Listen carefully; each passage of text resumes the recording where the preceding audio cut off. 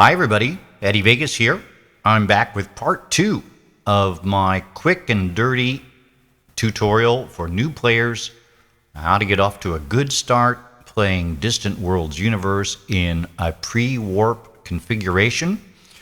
We covered in part 1 all the initial setup of our universe. Our universe has been calculated and created. Here's our first thing. We are playing the Let's Plays. We're ruler of the humans. We're a democracy. We have one colony.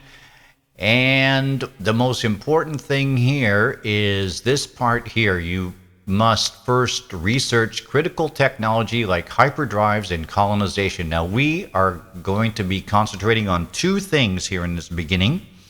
We're going to be concentrating on going for hyperdrives at the very beginning. And the second thing we're going to concentrate on is saving and spending the least amount of money possible to keep our economy, because it's not very well developed, to keep our economy as small as possible and spending the least amount of money possible. Those are the two things that we're going to be going for. Also, don't forget, meanwhile, pirates and others retain these key technologies, hyperdrive and colonization, and thus dominate galactic affairs. This is very important to remember when you're starting in pre-warp, is that the pirates have you over a barrel. They have better ships. They have warp speed. They have good weapons. They will crush you. So at the beginning, you're going to have to pacify and just say, okay, pirates, you win. I will do whatever you say until I'm strong enough to kick you out of my solar system. So this is really important to remember. Okay, and what you should do, well, that's basically the reason why we're here, aren't we? Okay, so now before we do anything, we're going to look at a super critical part of the game, and that is the options screen. And this is where you're going to set up your initial thing. And now I'm going to go ahead and and let you know the things that I like to mess with, although you don't necessarily have to mess with it. I like to mess with colony tax rates because you only have one colony, so you really just have one thing to remember. And reducing and augmenting taxes is going to be really important for your cash flow up here. And sometimes you might need to increase your taxes to make more ships, or reduce your taxes because people are becoming unhappy. Or you spent too much money and you've got to increase taxes, and you just have one colony to mess with, so it's really not that big of a deal. I just leave this checked, and this is another really important thing that we're going to look at, but just go ahead and check ship design. Let the computer design the ships. We will be designing our own ships, but kind of here and there. Troop recruitment, I leave. Fleet formation, though, I will actually probably get into a little bit about fleets and how they work, so I'm going to go ahead and uncheck that, and I uncheck research. Character locations will let the computer deal with that. I like to control manually the colonization. The shipbuilding, this is really important to leave it on suggest new ships and bases. The computer is going to spam you with a lot of suggestions, but you don't have to pay attention to it. But at the same time, the reason why you need to leave shipbuilding on suggest new ships and bases is that there's a setting in another screen that says prompt for retrofit when new tech becomes available. And if you do not leave this on suggest new ships and bases, you'll never get this prompt, and I'm not sure why, but that's the way it is. So just leave it on suggest new ships and bases. You can always ignore it. Intelligence missions, go leave it on suggest offensive missions. Attacks against enemies, let's go ahead and suggest attack targets. Sending diplomatic gifts, this is the default setting, is control manually, and sending diplomatic gifts is a good way to get people to like you, so let's go ahead and leave it. We can have it suggest new treaties. We can have it suggest war and trade sanctions. We can have it suggest new facilities and suggest pirate missions. Sure, why not? All these other things, basically, I like to save it every 20 minutes because it's pretty... I like to be able to go back in case I've definitely messed something up. Let's go ahead and take a look at the show message settings. Oh my God, I can't speak today. there are two sides here. There's the scrolling messages, which are going to appear up here, and the pop-up messages, which appear with a little picture, and they appear right here. Pop-up messages are normally should be more important, and so definitely you want to make the pop-up messages so that it's really important stuff that happens. One thing that will drive you crazy, and I'm going to go ahead and suggest this right now in the scrolling messages, is go ahead and uncheck under attack civilian ships. You can't do anything about it, and the civilian ships will just run away anyway, so why get a notification for that? Equally, I unchecked. I don't even want to know about my exploration ships that are getting attacked. If they die, whatever, I'll just make some more. And basically, it's drawing your attention away from something that you really can't do anything about, because exploration ships are set to run away and evade combat if they can. So I just uncheck this. I don't want to see it anywhere. I don't want to see it in pop-ups. I don't want to see it up here. I don't want to be notified by it if they die, whatever. Here, ship needs refueling or repair. I don't think I need like a really big thing over here. Ship mission complete. I don't think I need a big thing over here, but I do have it up here. Under attack, same thing. Under attack, I don't want to even really know about it. And a new ship built or retrofitted, there's going to be happening quite a bit, so we don't really want to pop up over here, but we do want to be notified of it up here. All right, that's the reason. That's what I do anyway. And your empire settings, the only thing I can think of is, let's go ahead and check newly built ships are automated.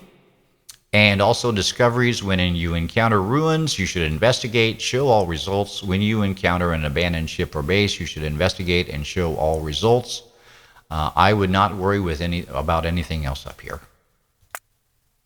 All right, that pretty much covers it.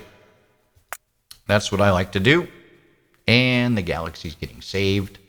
And we're almost ready to, unfortunately, not really start playing, because there's yet one more screen that we need to look at. But I'm going to go ahead and start playing. And I hit pause. That's the first thing you do, is hit spacebar to pause it. You're going to want to look here at the very first thing you do is the Empire Policy screen. Everything that you've set where you have it controlled where it's fully automated, then you're going to want to be looking at that. To tell you the truth, the only thing that really interests me here is research and design. Now I'm researching manually, and I'm fully automating ship design. The only thing that's really important is that the first thing you're going to do, because we are going to design a ship, is to uncheck exploration ship. And as the game progresses and you're ready to start building frigates and destroyers, the first thing you want to do if you want to make a custom design is to come into the screen and uncheck the ship design that you're going to be working on. Because the computer, once you get new tech, will redesign your ships and will not necessarily obsolete your ships, but it will put the latest design, which is not necessarily what you want. So by leaving them checked at the very beginning, the computer will automatically upgrade the designs, but we're not going to be making any of them. But this will ensure that when you do decide to make one, that the ships will be equipped with the latest equipment. And we are leaving unchecked exploration ship, because we're going to be making an exploration ship of our own design eventually.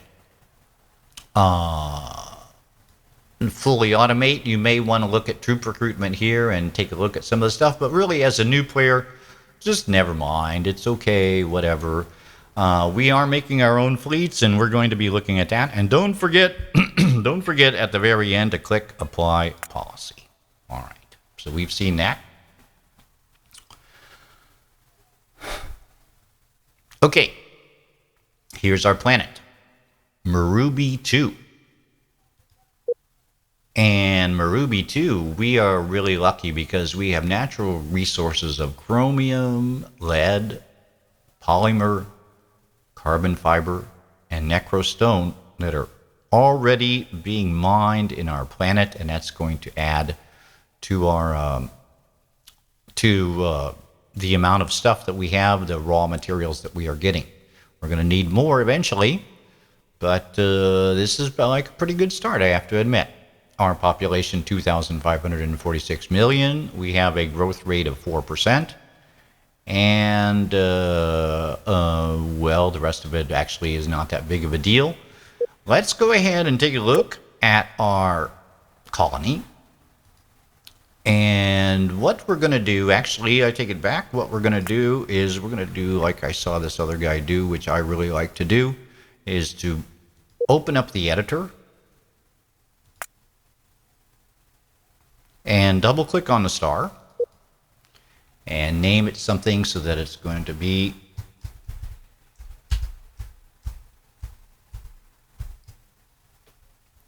and we exit.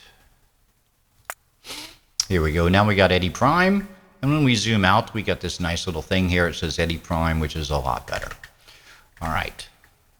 My home planet, I like renaming. I have to admit, I really do like renaming. And I'm going to go ahead and name this guy since our first colony. I'll name him Cap. This is a leftover from civilization, I have to admit, but I always name my first guy Cap. The tax is 25%. Let's just go ahead and let that shake out there for a second. Remember, we're controlling our tax manually. Let's go ahead and just see what that does. Let's go ahead and when we let the game run a little bit, we're going to go ahead and check it out. Our growth could be a little bit better because the more people you have, the more taxes you collect, and the faster you grow because it's exponential. But let's just go ahead and leave that for now. And now our new planet is called Cap. Let's go ahead and go down. Expansion planner, we don't need to worry about just yet. Comparison, no, we don't care. Characters, no. Diplomacy, no. Empire summary, no. Oh yes, we definitely want to look at research because we are doing this by ourselves. All right. The first thing that they have chosen is improved assault tactics. I don't think this is really very useful. My personal choice for initial weapons research will be either lasers or railguns. I think what we're going to do is we're going to go railgun, and we're also going to go armor. Now, for a ship to be survivable, it needs armor and it needs shields. So we are definitely going to be looking at armor coming up as soon as possible. Over here on energy and construction, they have chosen shields at the very beginning. And I'd like to point out one thing here is that the warp field precursors, this is the thing that I talked about at the beginning. This is the thing you're going to need to beeline towards. But you can't yet because you haven't discovered the must enable through exploration, and we'll talk about that in just a second. I think I'm going to go energy collection here at the very beginning, and I'm going to take shields off. I think I'm going to put shields second, and we also need a little bit bigger ships, so I'm going to put space construction third, and we may need to preempt some of that stuff once we are able to research warp field precursors, because as I said, we're beelining towards it, but that's okay. High tech and industrial, I don't know. I'm personally I'm a big fan of storage systems myself and crew systems.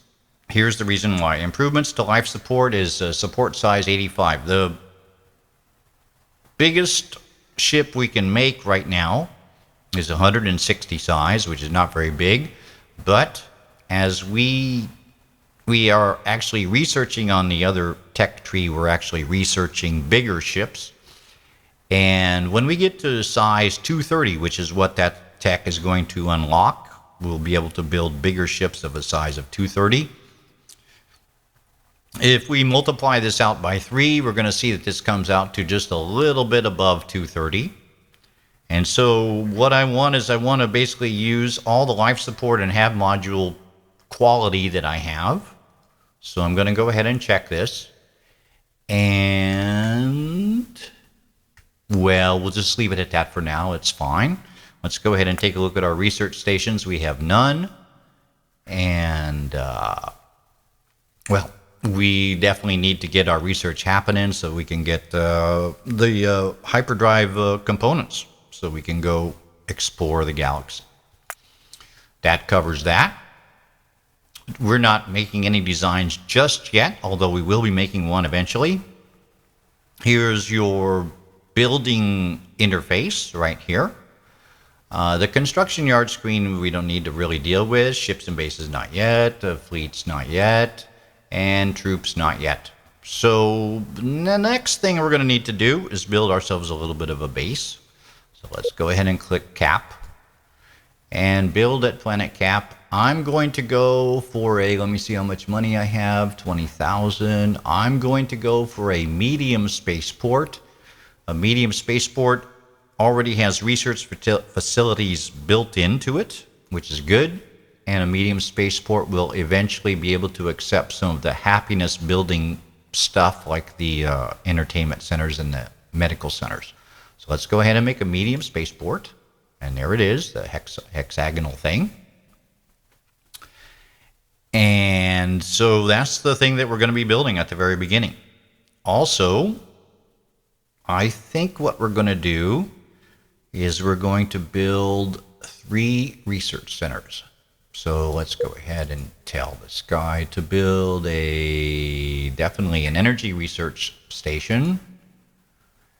And let's try to build a high-tech research station. And let's build a weapons research station. All right. So we have those 4 things that we're going to be building, and it's all queued up. And we're ready to go. So let's go ahead and unpause the game and speed it up to 4x.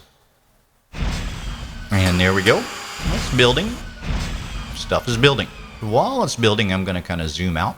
And I want to see kind of where I'm set here in terms of what kind of stuff I have in my solar system.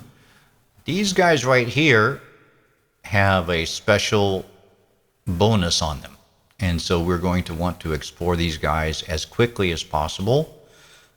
This also, one of these 2 special bonuses is going to unlock the hyperdrive ability. So we want to explore these guys as quickly as possible. It's building. It's looking good.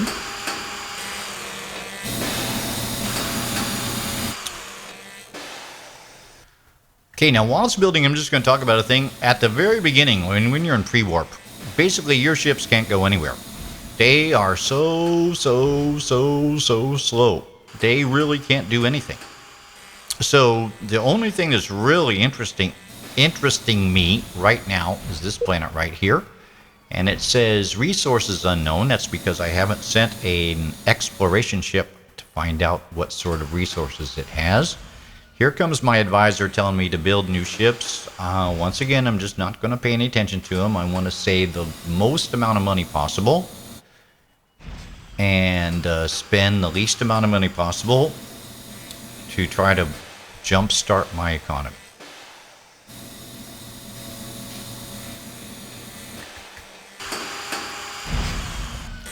Basically, we're going to wait for this here medium spaceport, and then we're going to hit pause. Because at this point here, once the medium spaceport is built, and looky there, the base Cap spaceport has been completed at Cap. All right, so now we can build ships. All right, so now we're going to go into the design screen. And you know what? This actually probably is a pretty good break. I'm going to go ahead and put a break here, and then we'll go into like part 3 in the next part. So hopefully we'll see you for part 3. Thanks for watching. I'll catch you in a bit.